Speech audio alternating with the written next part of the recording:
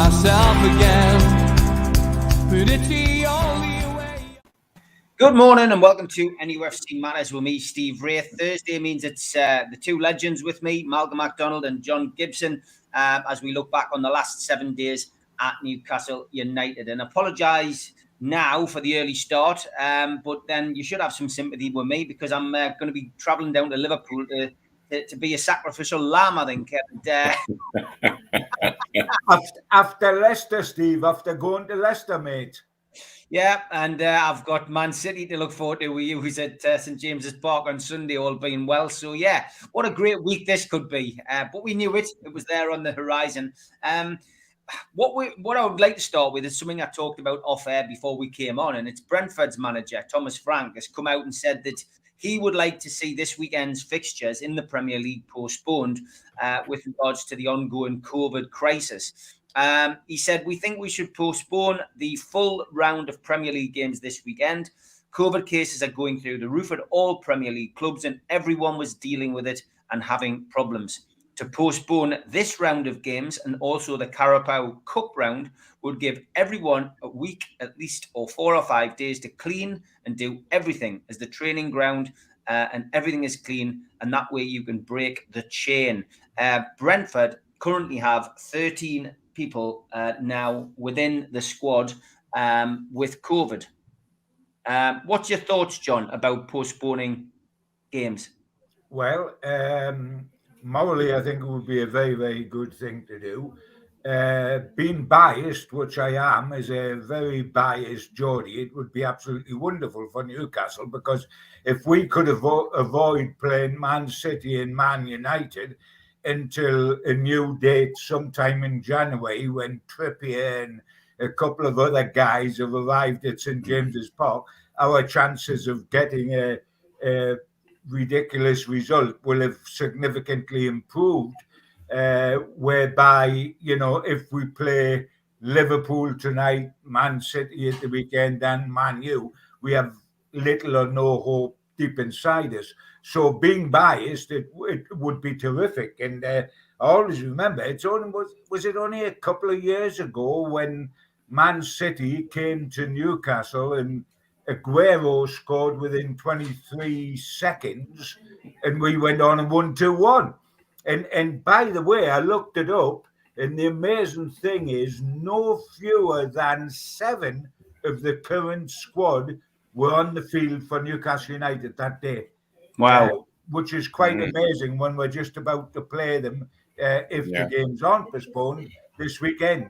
But I'm not expecting that result against Man City, and I'm not expecting a particular result tonight. But if we could hold the games over, being purely biased, and come on, we've got to be biased, Newcastle United are our club, it would be to our advantage.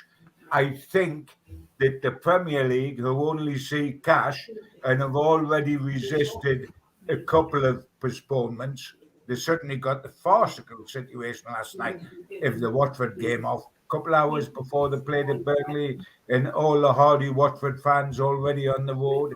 I mean, horrendous. But they've already overruled certain games being offset. There's not enough people down, etc. And that's purely because they're getting their strings jerked by television, who want games to go ahead because if the big crowds that are going to watch them, because they're getting apprehensive about going to grounds at the moment. So personally, from Newcastle United's point of view, I would love to see it happen. Let's keep the difficult games for later, because I have already said, if we look, guys, beyond Manchester United as the fixture list stands now, after we play Manchester United, these are the games. If we can stay in touch after Manchester United, not be cut adrift, we've got Everton away, Southampton away, Cambridge at home in the Cup, which should be a win and helps boost morale if we're going on a run. Everton away, Southampton away in the league, Watford at home, Leeds away, Everton at home, and Villa at home to take with them mid-February. Now, all those games on paper, if you're going to survive, those are the games where you pick up points, because they're a chance, aren't they? Yeah. Twice, Southampton, Watford, Leeds, and Villa. there's a chance there. And by the way, here's a little twist in the tale. Do we get Rafa Benitez the sack because we'll play them twice in that run, home and away? So we might get Benitez the tin tack. How about that? Mal, That would be a twist in the tail, wouldn't it? Wouldn't it? Just. We've been through all sorts, Mal, with this COVID situation. It's not nice. It's not pleasant. We knew there'd be new variants. We knew there would be new issues. We didn't expect it to come as quickly as it has over the last couple of weeks, but it's causing problems already. Brentford have already had a game called off. Other games have been affected, as John's quite rightly mentioned, the Watford-Burnley game last night, which of course was of immediate interest to us, given our present circumstance. Can you see these games being called off, or do you agree with what John is saying, that money is the Premier League's god, and unless they're told specifically that everything has to be cancelled by the government, that they'll continue to play these fixtures?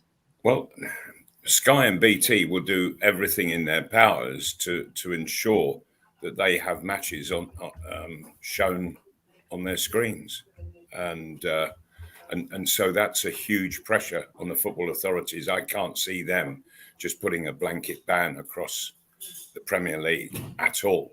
The television companies will go absolutely berserk on that one.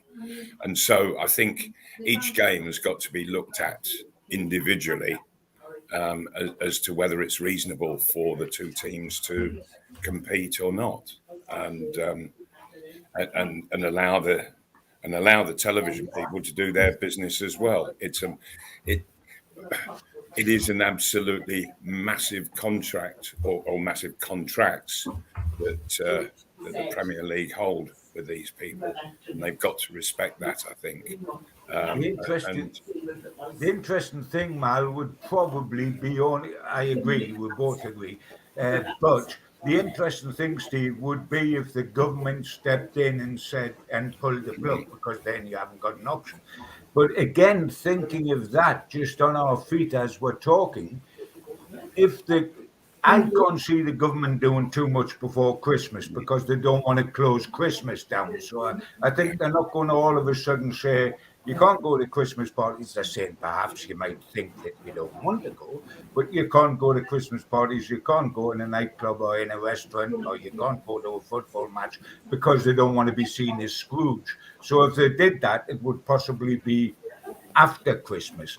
But again, if it reached that stage, guys, would the government be saying that, all right, we don't want 52,000 inside St. James's Park, but you play behind closed doors again, but you still play?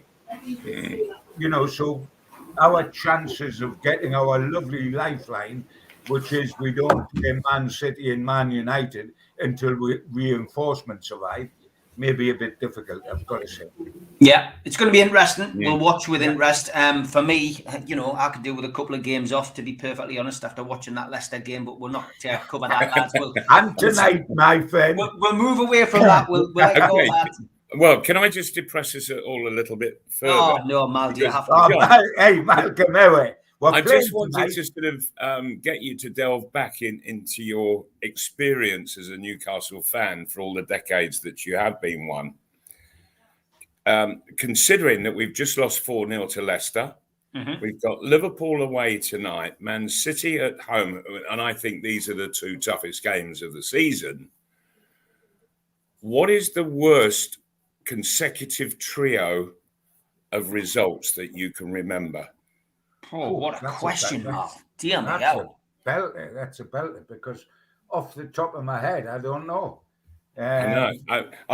I was searching back to the 5 seasons in which I played, and I couldn't think of consecutive, never mind 3 in a row. Obviously we had a shocker against Hereford, but we then won at Old Trafford. For me as a fan, I think the relegation season 88-89, which I've mentioned many times, is always what I would say. We're talking about, if you're talking about difficult fixtures, this doesn't apply. But if you're talking about run of games, I was anticipating, like many Newcastle fans, after Willie McFall spent that money and bought virtually the entire star players of the 1988 FA Cup team from Wimbledon, I was expecting great things. So when I travelled down to Goodison and we got whopped 4-0 and Tony Cottee got a hat trick, it was a case of, wow, this is what it's really like to be a Newcastle fan. I think we then played Tottenham. If I remember rightly, that was the day that I'd bought a box of Mars bars, stuck them in the freezer, and then sold them outside the back of the Gallagher for people to pelt at Gaza. And I think that was 2-2. So it was you. I wonder who did that. It was Wraithy. That was me, yeah. And to be honest, I got the Mars bars at the time were 20 pence. 40 Mars bars, I sold them for £1. I walked away with a lot of £green notes that day, John. I have Listen, big man. Gaza has become a friend of yours as he has of mine. Have you told him that you were the one for the Mars bars? I have. The very first dinner I did with him, I actually gave him a Mars bar, and he said, "What's that for?" I says, "Well, the last 40 you got off me." I says, "We're pelted at you from loads of people when you took a corner." And he went, "Was that you?" And I went, "Yeah." So I confessed. Actually, in fairness, Gaza picked up all those Mars bars on the pitch and put them in his shorts pocket to keep for afterwards. But I think the next game, I think we lost 2-0 against Derby. So that really was down to earth stuff, coming back down to earth with the bump stuff for me. It was a horrendous run. We never got out of it. Dave Besson got lobbed virtually every game, and ultimately that for me is if you're talking about hard fixtures, I can't really remember the last time we were dealt such a cruel month. There will have been some, Malcolm.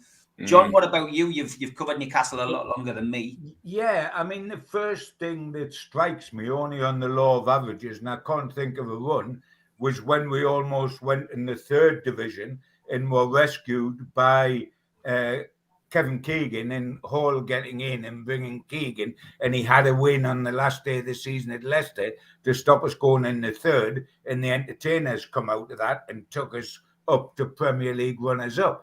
But that was the season dear old Ozzy was at Newcastle. He gave all the kids the opportunity, and some super kids like Lee Clark and Watson and Steve Howie, etc., etc. But all at once was too much, and we were losing 4-3s and 5-0s, and we got done at Oxford badly when he then ended up with the sack. There's got to have been a bad run in that. But you know, it is a great point. But what sickens me, Steve, about this, and Malcolm, you know, you saying have had a bad run because what we are facing now with Liverpool, Man City. But for me, and I can't get over this ought not to be the start of a bad run, because we oughtn't to have lost 4-0 at Leicester. That was a missed opportunity against Leicester, because their defence had let in 2 or more goals in the last 5 home games. In the last 5 home games, it let in at least 2 goals. Their defence was horrendous. Good attackers, defence horrendous. And for me, at the start of the game, Steve, and you were down there, they nearly pooed their pants when we went over the halfway line in the first 10 minutes. The panic. Later in the game, remember the back pass that almost went in the goal? Yeah. Our best shot of the game? It was, yeah. It almost went in the goal. And the goalkeeper only had to make 2 other saves in the whole afternoon, John. And if you remember, in the first 5-6 minutes, the best centre-half, Johnny Evans, went off injured. We had a heck of a chance, the way they were at the back. One heck of a chance. And we blew it big time with a suicidal first goal and then disintegrated in the second half. Yes, Maddison was wonderful, but we didn't ask enough questions at the other end. And by the way, Liverpool and Man City have a lot of Maddisons. Never a penalty though. I mean, the penalty cheated, you know, that got heads down, but nobody can disguise the fact. And I mean, you know, there's people in the chat who were there who I bumped into before the game.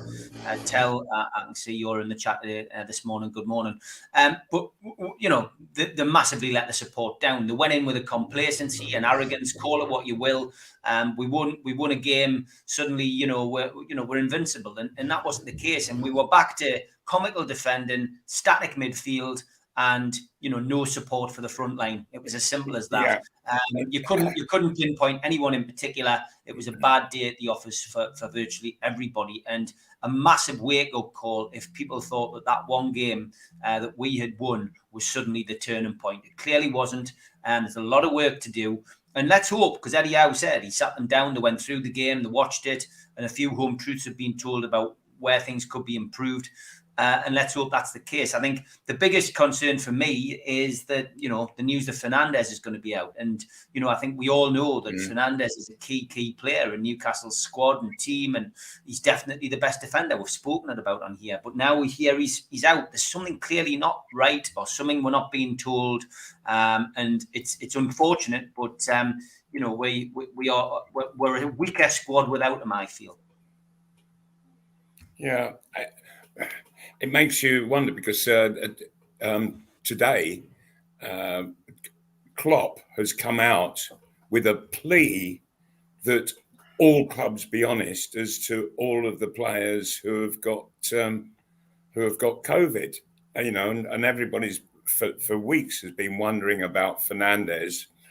Well, we don't know. Has he actually got an injury, or is it an illness, or whatever? And he is going to be a very sad miss indeed, I have to say. The back line against Leicester was an absolute shambles at times, that they didn't know. They were disorganised in trying to push up, with others dropping off. And it tempted me just to go and look at Howe's defensive record in the 5 seasons he was in the Premier with Blackburn, and I found something a little bit worrying, that the best defensive season they conceded 61 goals. That's an awful lot, isn't it? Mm-hmm. That's an awful lot, albeit they were a side that flooded forward and they scored a lot of goals, but their defensive record was quite shocking over 5 seasons. And so the problem with that is that all of a sudden, if you're not quite firing properly up front, your defense is still letting it all in. So where do you start? You tighten the defense up, or do you motivate the forwards to get them scoring goals? I think one of the worries with me, Malcolm, and I hark back to our days when you were playing and I was travelling with Newcastle, and you got honest answers from the club, i.e. Joe Harvey, if you like, when you asked questions. Now fans seem to be left in the dark. For example, the Fernandes situation, we know when we had the COVID outbreak, we know that he was one of those people. Now, did he then suffer from long COVID, or did he not? He was completely, all we do know is that he was completely ignored in the last days of Bruce, and completely ignored, I'm talking about first team starts, in the first days of Howe. Now, if 2 successive managers have done that, there's something happening behind the scenes that we know nothing about. Because on ability, he is the best. And he wasn't starting. And then when he went on after 9 minutes against Norwich, when the thing was forced by the ridiculous sending off, he was outstanding in that game. And then didn't start again. Now we're told in the last 24 hours that he's got a thigh injury, that it is an injury that he's going to be out over the Christmas with. It seems now, and this isn't a go at Eddie Howe, because this happened before Eddie Howe, etc. It seems now that we tell the public the minimum information it's possible to do, because we have had huge problems at the back, and we've had 2 people that can defend, Ferdinand and Dummett, who have got nowhere near starting. and yet no explanations as to why. Why weren't we told at the beginning of the season that Dummett's injury would keep him out to Christmas? It must have been severe, and I know he's had a relapse, but he must have been severe for him to be out this long, and he's still nowhere near coming back. He's not training with all the players out on the grass. We have never had an honest appraisal of the Dummett situation or the Fernandez situation. I mean, when we're crying out for defence. We don't want to cast aspersions and be part of a rumor mill and start false stories and false narratives. But across the board, football clubs are having to deal with something which is unprecedented with regards to COVID, and we don't know the full extent of which players at which clubs have taken the vaccine, which players at which clubs haven't taken the vaccine, which players have had COVID and which players haven't, which players are suffering long COVID. And I think that's part of the problem, I think, across the board, not specifically concentrating on Newcastle, because that literally is a private medical matter. And that can be career damaging if something comes out about somebody where they say that person hasn't had the vaccine. Mm-hmm. Why hasn't he had the vaccine? Well, because he doesn't want to take it. And that is a personal choice. And until, a law is passed to say that it is law that you must be vaccinated, then we're always going to have these issues. Now, I'm not saying for 1 minute that is the case with our players, but it could be. Do you know what I mean? It could be. And that is, again, it's something we have to it's a good point that you make, Steve. John, let me ask you both a question then. Yep. And that is that you're managers of a Premier League side, and let's say one or two of your players refuse to be vaccinated. Do you let them in the same dressing room as the rest of the players who are vaccinated? I'm afraid you can't. In my the way I would have to deal with it is you can't, can you? I mean, it's stupid in a lot of ways, but it's unprecedented. You're putting the rest of the team at risk, I guess. Of course you are. Yes. But then in the mad, crazy world that we live in, guys, there'll be all kinds of contractual issues with this. I would imagine that agents will be straight on to the club saying, you're denying, you're denying my player the opportunity to play. His deal with his boots or his deal with this relies on him being seen on Sky or BBC, and you're denying him the opportunity. Why? Because he hasn't had the vaccine. I mean, it is actually an absolute minefield, this. Yes. There's no question, and we haven't faced this sort of thing before. What I was trying to say, taking the case of Paul Dummett, is that unless we know different, Paul Dummett's gone down from pre-season as being injured, and then had a relapse on the field and went back in the treatment room and then is injured again. I'm taking out, yes, the COVID thing, and maybe Fernandez, because we knew he was one of the originals. Maybe that's the thing, and that would explain an awful lot. But we don't, injury-wise, we are never, forgetting COVID for the moment, injury-wise, we are never kept up to date. Or there's always this thing, let's not put a time factor on the injury because people will expect him back and then he mightn't come back. You've got to be a little bit more honest than that.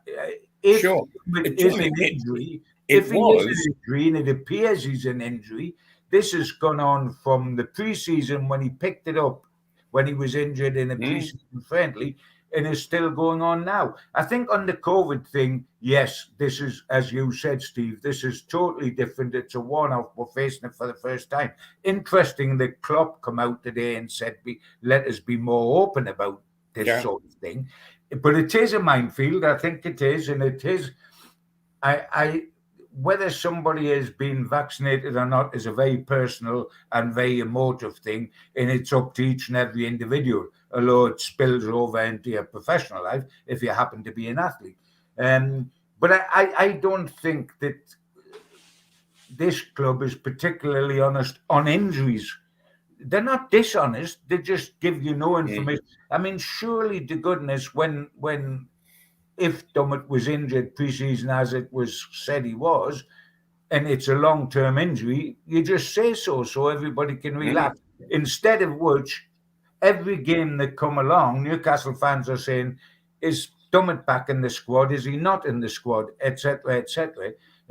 Because you don't know where you're going. And certainly, my feeling, Malcolm, is that Ferdinand and Dummett are two of the best defenders, with the emphasis on defending. Couldn't agree more, John. Couldn't agree more on that.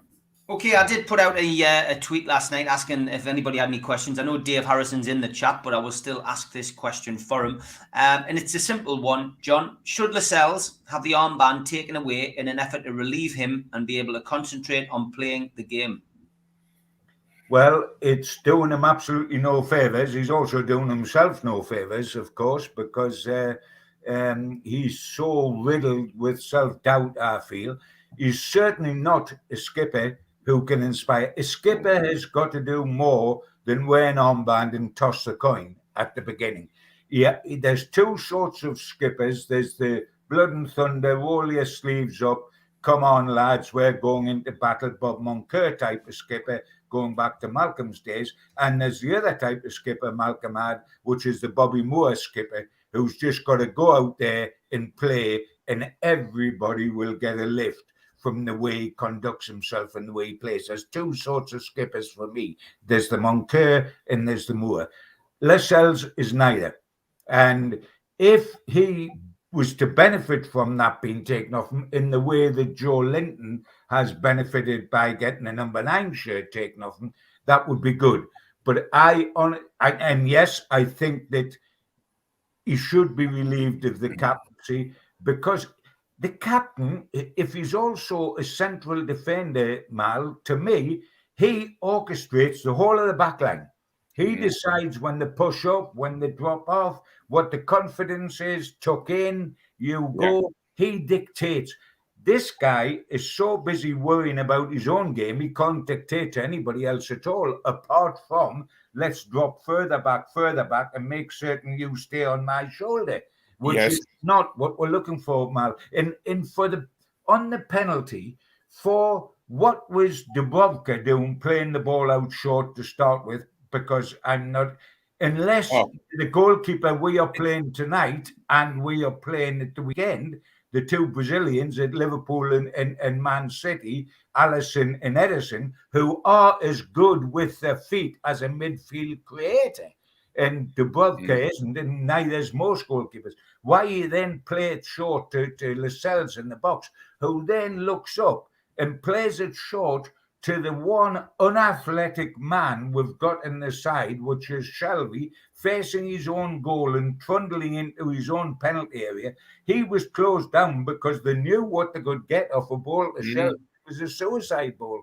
He was close. Yes, afterwards, Maddison bought the penalty, and Tielemans, who could have played on because the ball broke him at his feet, stopped completely with the ball between his 2 feet and appealed to the ref for a penalty. If he didn't want to play on in case they didn't get the penalty, he made up the ref's mind for him. But we committed suicide on that penalty. First of all, the pass of Lascelles to Shelby, and secondly, Lascelles dangling the line, his leg out.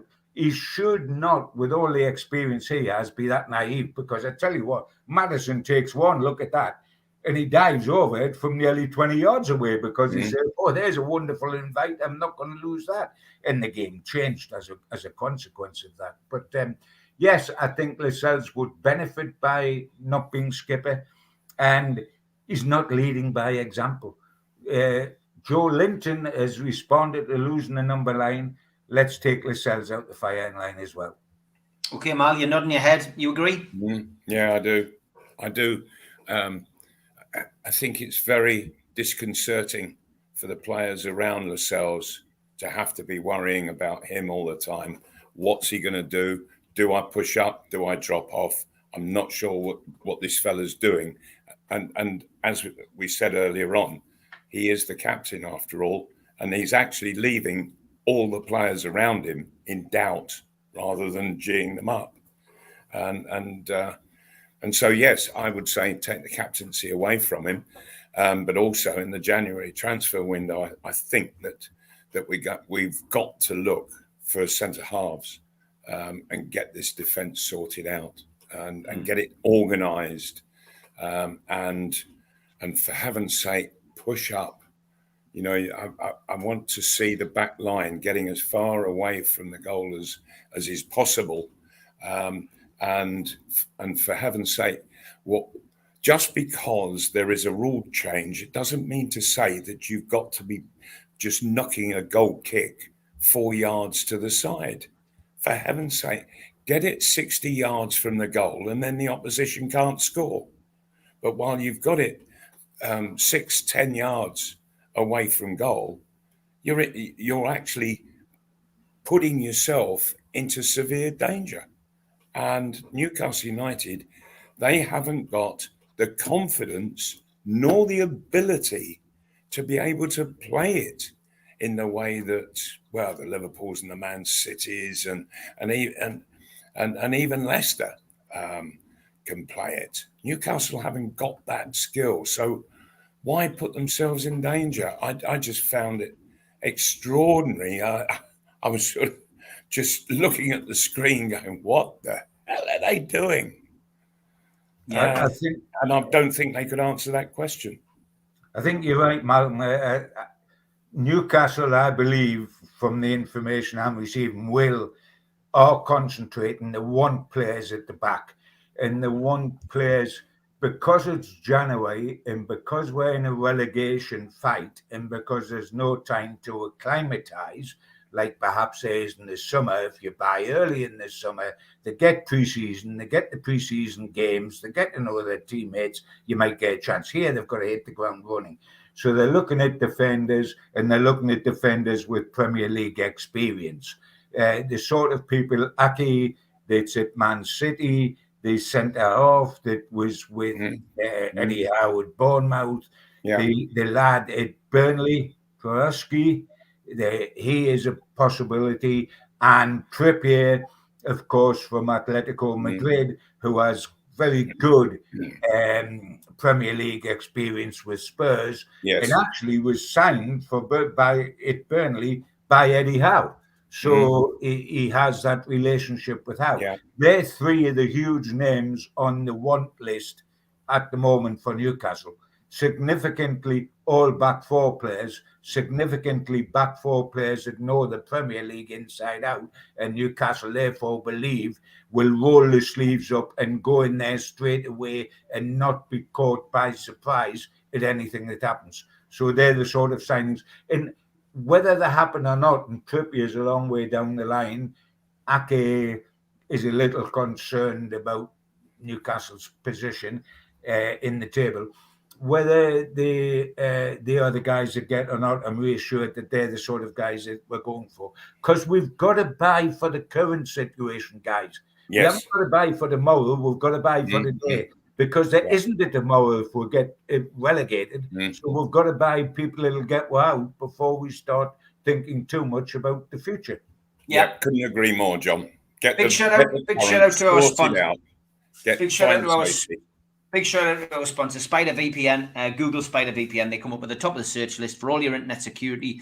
They are the boys to trust. And thank you for your sponsorship again this month. And big shout out to skipsandbins.com. Telephone 0800 25 45 25 3. Email inquiries at skipsandbins.com. Website www.skipsandbins.com. Easy, contract free, and pay as you go waste collection. Thanks to L&G Family Funeral Directors as well. 01913897245.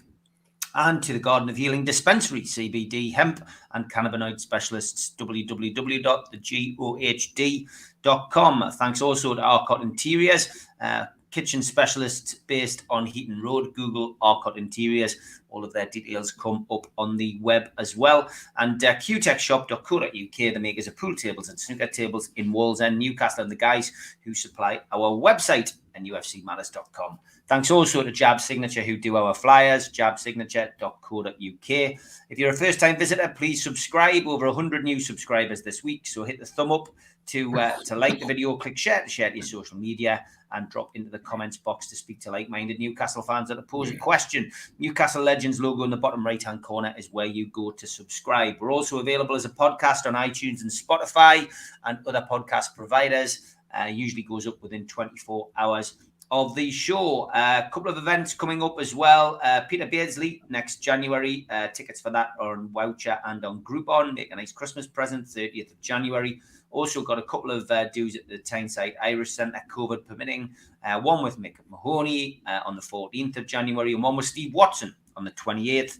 And both events are £12 a ticket. Go to newcastlelegends.com and click shop.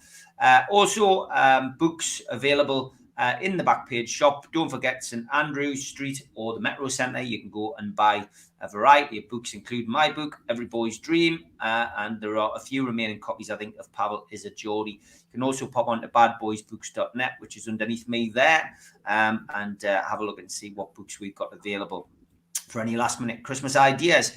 And all being well, as long as the game goes ahead, Malcolm and I will be at the Dog and Parrot this Sunday. Slightly earlier time, of course. It's a 2:15 kickoff, so we will be there at 12:15. And obviously we're there usually within half an hour after the game. So around about 4:30, I think, after the game. But it's free entry. Kids are allowed in, and they do food and some cracking music and some decent beer. So get yourself down to see me and Malcolm on Sunday before and after the Manchester City game. Okay, I did put a question up on screen. I'm going to put it back up because Tell asked, what's John and Malcolm's take on the constant rules to stop our progression, i.e. sponsors, etc. I'll tie this in with the officials as well, John, because there does seem to be a lot of goalpost moving or attempted goalpost moving by the Premier League. And I've got to be honest, Malcolm was talking at the start of the programme about, have we ever had a worse run of fixtures? Have we ever had a worse run of bad referees, John? Or am I paranoid? No, I don't think you're paranoid, mate. It's been horrendous, and the standard's been horrendous, and the inconsistency on VAR. For example, the penalty on against us at Leicester. There was a case for VAR saying to the referee, go and have a look at the screen, or to have a look at it again to see whether Madison was high hurdling it, or whether the naivety of Lascelles made it inevitable you were going to get the kick. I think it become inevitable, but it was so blatant the way he dived from. So I'm not blaming Madison. 9/10 of players would be cute enough to do that. Wilson at the other end, I'm certain, would have done that. But you don't give him the invitation by dangling the leg there to make it happen. And then I thought Tielemans was as cute, as Madison was, because the ball broke from that alleged tackle or whatever, the coming together. The ball broke to Tielemans, who is terrific on ability, and the ball was at his feet. He was standing upright, feet planted. And if you watch the replays, didn't touch the ball, stopped, turned to the referee, hands outstretched, didn't attempt to play on in case it wasn't given. He almost made, Mal, when somebody gets tackled and the guy that's tackled goes down, and on the way down he handles the ball as if he's placing it for the free kick. So they're not going to give a free kick against him. He falls onto the ball, gets hold of it with his arms. He's inviting you to give him the free kick. And I felt Tielemans and Madison did a very professional job. You could say it's caught, and it's not professional.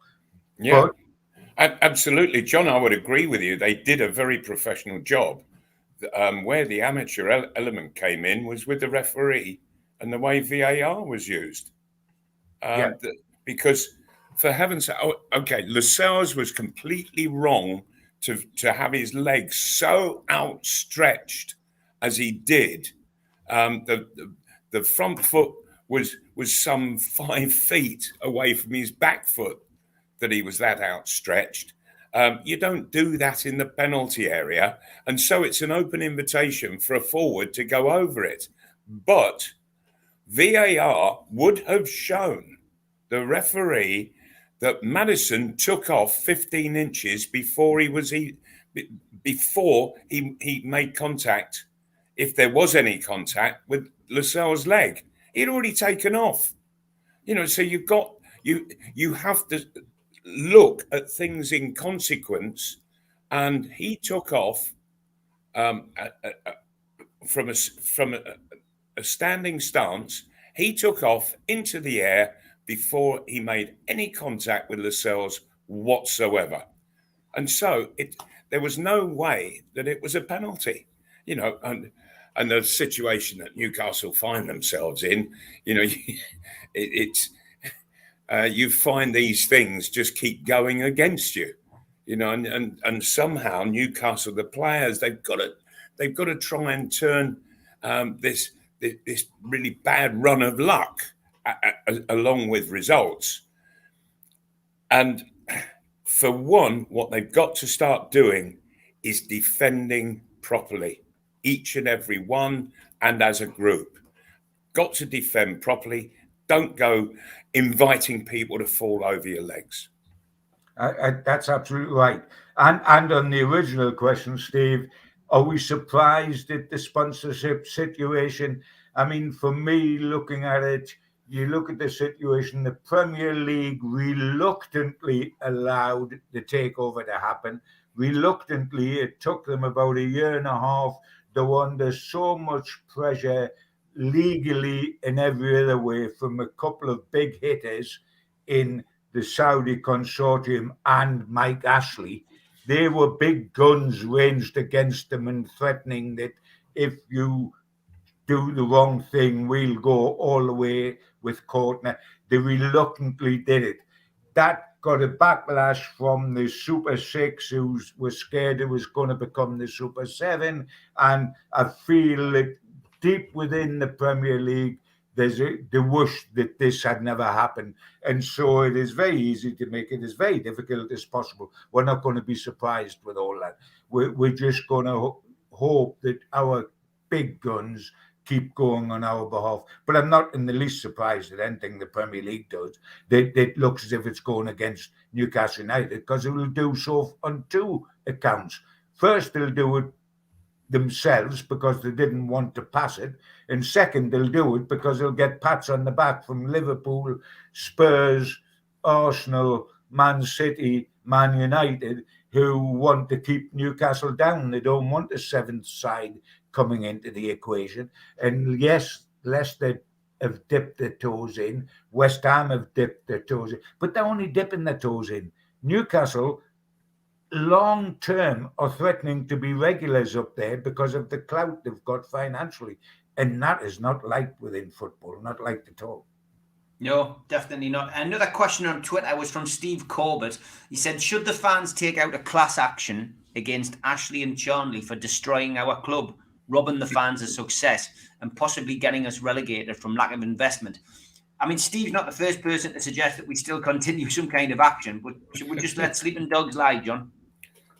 Yeah, because it's going to get nowhere. And by the way, it is an absolute disgrace. I'm infuriated by it. I anticipated the damage that was done was never going to be easily repaired. The survival is the name of the game, just staying up this season. And that's mighty, mighty tough. And I think they're just realizing it now, both the owners and the manager, how tough it is. But of course, and he is one of the worst owners stroke chairman, because that's the way it used to be in the past, Newcastle have ever had. But of course, we've been badly done to, board-wise, in the past several times. So it ain't nothing new. We're not going to change the history. We've got to hang in there, somehow survive this season through the January transfer market and the good fixtures coming up in January. And by the way, let's sign at the beginning of January, not the end, with that fixture list to take full advantage of it against the average side. Let's have players in from day one. But thanks very much, Ashley. Thanks very much, Steve Bruce. You did us all a huge service. But I tell you what, I'm cheering, kids. And you know why? They've gone. They've gone. That's the big thing. Yeah, I mean, it's again, there's talk of this, Malcolm, but I mean, I don't know who would organise it, who would do it. I mean, I know Keith Patterson in the past has mentioned that, that it was potential. I've seen other people talk about it on social media. But, is it worth doing that, Mal, do you think? Should we just forget about it and put them into the history books now? I think just put it into the history books. When you think of a judge in a court listening to the arguments, he'd just laugh it out, because every season the Premier League will relegate 3 clubs. So, and he'd say, well, are the 3 clubs that get relegated every season, are their supporters going to take a class action against the owners because they got relegated? You know, it just doesn't work because the Premier, the way that football is structured in this country, people must fail. They have to. And so you can't take action over that. All Ashley's got to do is say in court, I thought I was doing my best. Yeah, exactly. Yeah, I just think it's pointless. I don't see any reason. And the only people who make anything out of this is lawyers. Yes, of course. And we don't need it. It's another distraction we don't need at a time when we should be focused on building and repairing the damage that the previous owner made. That's my thoughts on that. Okay, last 15 minutes. Let's look ahead to Newcastle's match tonight, live on BT Sports. We travel to Anfield. I'm leaving at 12 o'clock. Let's just hope we get something to sing about or something to shout about. It's an 8 o'clock kickoff, as I say, live on BT Sports. Sing it 5 dates, Steve, because you might have something to sing about then. Not 8 o'clock. The latest COVID advice from Liverpool for anybody who is going down there tonight, they always provide guidance, and there's 3,000 of us travelling down, is that the away fans who've got to enter in the turnstiles N, O and P, they've got to approach from the Anfield Road part of the ground, which is the direction of 97 Avenue. There's no access from the direction of Arkles Lane. And at the end of the game, when you do leave the stadium, you must turn left. So the changes are basically related to the ongoing rebuilding of the Anfield Road stand, which is taking place at the ground at the minute. And for those of you who are going for the first time, 97 Avenue is actually the pathway that runs the length of the main stand. Eddie Howe's press conference yesterday, as we've already discussed, he confirmed that Federico Fernandez is now going to miss the majority of the festive fixtures due to a thigh problem. And again, as we've already discussed, Paul Dummett is still out. As for the bookings that we've been talking about over the last few weeks, Manquillo and Wilson are both one booking away from an automatic 1-match ban. As for Liverpool, does it really matter if anybody's injured? Because if there's somebody equally good to come in. But I've got to tell you anyway, Roberto Firmino and Curtis Jones could both return to the squad. The Reds at this moment in time are unbeaten in 8 Premier League games at Anfield this season. The only top flight side not to have suffered a home defeat so far. That bodes well, doesn't it? Arsenal, Aston Villa, Burnley, Crystal Palace, Southampton were all beaten without scoring, whereas Brighton, Chelsea and Man City left with a point. Referee, wait for it, Mike Dean. God. Jumping on the ferry across the Mersey from his Wirral home. This will be his second game in charge of us this season following the 1-1 home draw with Leeds. On VAR, which at the moment I believe is switched off when Newcastle are playing, is Simon Hooper. And as I've already said, the game is on BT Sports. Wow, lads. A big game where we're going down expecting nothing. John, is there any chance of a Christmas miracle early? Well, there's always a chance in a 2-horse race, but I wouldn't like to put a bent farthing on it, and half of the people listening here won't know what a farthing is. But you honestly can't expect it. I don't think it's possible, but it's not. I mean, if we defend as we did at Leicester, and as we've done several times this season, then we're going to get our backsides tanned. There's absolutely no question about that. Because Leicester are nowhere near the class of Liverpool, or for that matter, Manchester City, who come after Liverpool. I mean, I do think those two sides are more potent than Chelsea. I think it's a 3-horse race for the title, with Chelsea the other one. But these two sides, when they flow, they're wonderful to watch. They're not wonderful to watch when they're playing Newcastle because we watch through the cracks of our fingers, but they're normally wonderful to watch. It's the way football ought to be played. and Liverpool will face them. As you say, you know, you had Firmino, you had Saha, you have Mane, and when Firmino's out, you've got Jota, who's come in and seamlessly come in and look wonderful. If they start playing the quick one-touch stuff, then our guys, the heads, the back four, the heads will be like corkscrews. They'll be going round 100 degrees, trying to, where are they? Which shoulder are they running off? Where are they now? It could be horrendous. You've got to look for a little bit of luck. Hope you've got a little bit of luck. But I just look at our defence. I can't get over the fact that we've let 34 goals in 16 games. We've got the worst defensive record in the Premier League, and that is frightening. And by the way, when we stagger out of tonight's game, we've got coming up next Man City, who have just knocked 7 past Leeds. Now, I'm grateful they knocked 7 past Leeds because it keeps Leeds in the claggy. But I'm dead apprehensive about what happens when they play us, as I am with Liverpool. I don't hold out any hope, and I've got to be truthful. Anything is possible in a 2-horse race. One of them can fall down like Devon Rock, but I ain't expecting it. Yeah, John Brown says, if anyone's unsure how betting works, if you put £10 on a Newcastle win tonight, you will have lost £10. I think that's a fair summing up, John. I think that's very simple. When people say it's a great bet, Newcastle to beat Liverpool because you can get 10-1 and making up the odds, it isn't a great bet. It's only a great bet if it comes up. It's not a great bet. It's you get rid of your money, like John said. Yeah, it's like you say with football. When you're a manager, if you're a billionaire, buy a football club and you'll become a millionaire. Yeah, that's a good point. Mal, Liverpool, you've got history with them, mate. You got a great hat trick on your home debut against them. Will Callum Wilson get one tonight? Oh, well, it would be lovely if he could, but I think that he will be searching for support.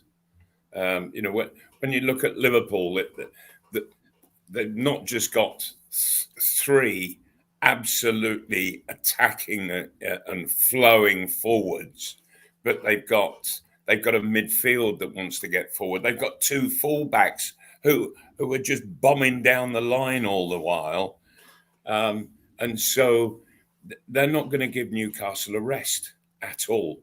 And to be quite honest, I'm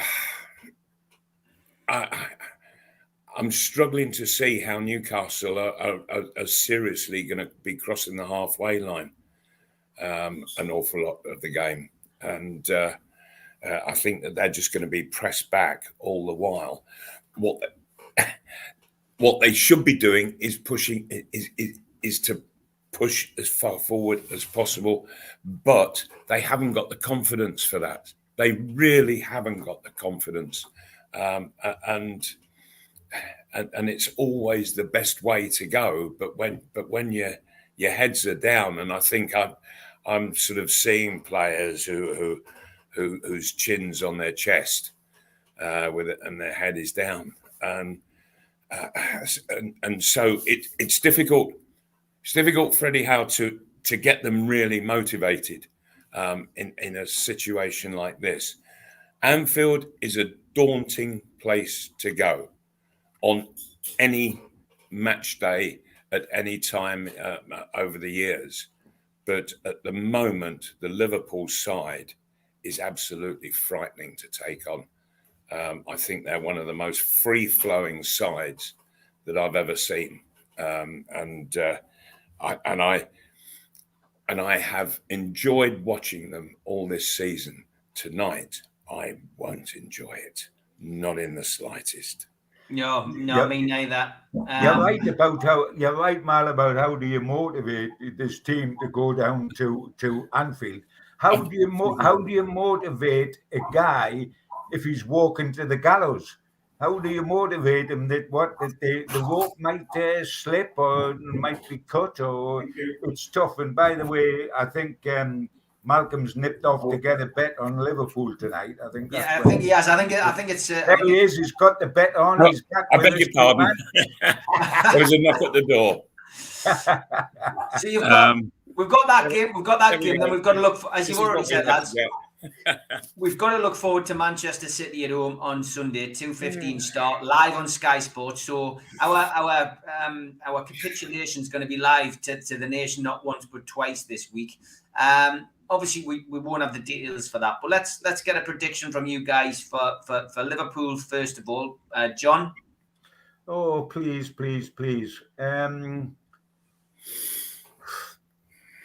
I'd almost say 3-0 because it's a little bit of keeping your dignity. But really, I'm expecting 4-0.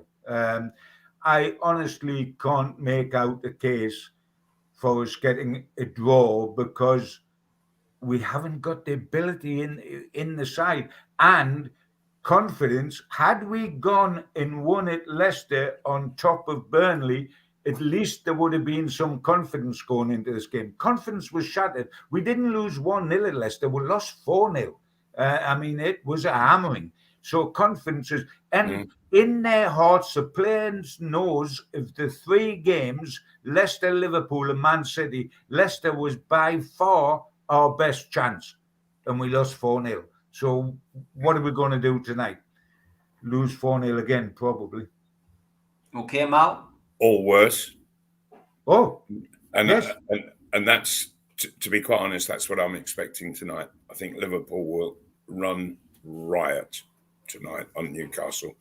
And I think it'll be a minimum of 5, to be honest. Well, and I can see poor old Steve with his sandwiches and his bottle of water and a brown paper parcel in the top is completely wondering whether to go to the station or not. He's hoping his taxi doesn't turn up now. Well, I'm going down with Holly, of course, who does the show with me on a Sunday. It's Holly and her dad. And we're going to educate Holly with some more musical tastes. We We didn't play the Christmas album coming back from Leicester, and we thought, having played Jimmy Nail's best of Jimmy Nail hits going down to Leicester, that she'd suffered enough.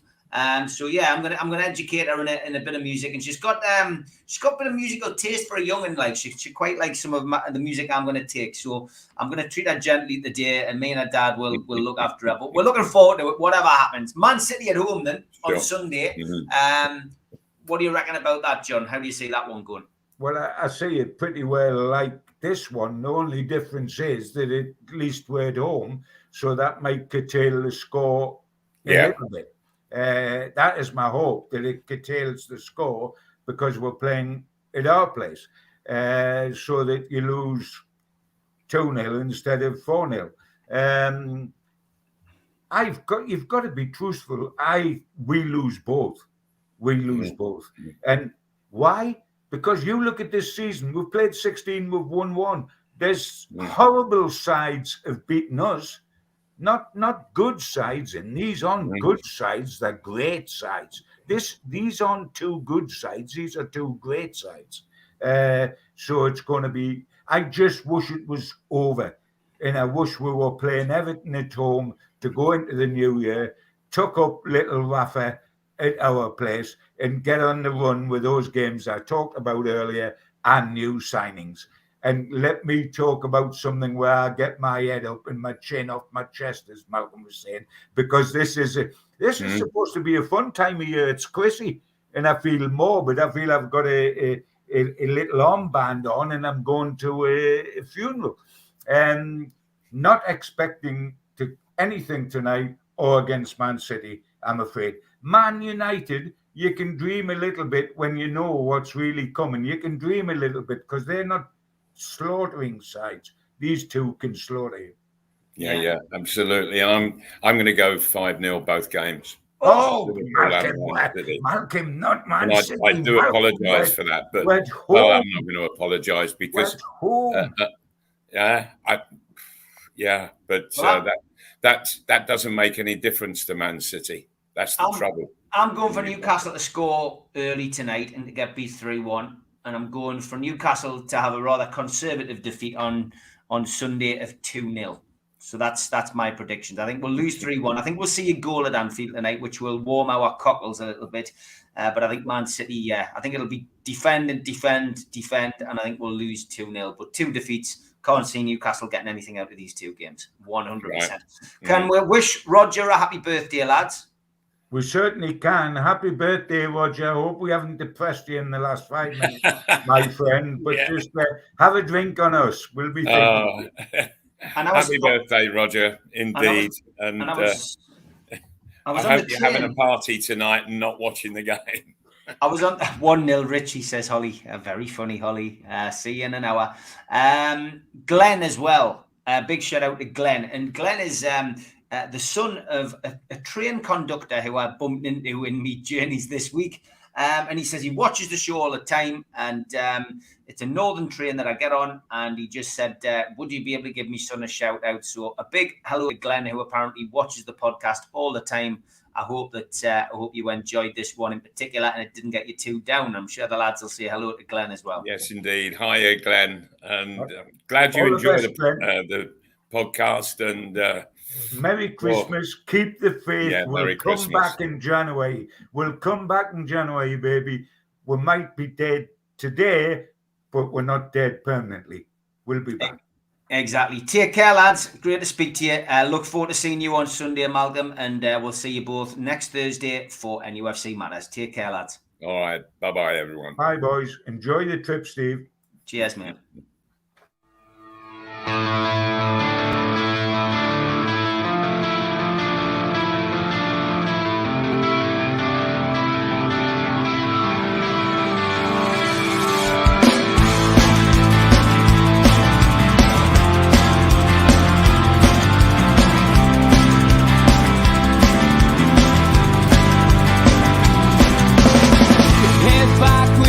Attack. It feels like I've been talking to myself again.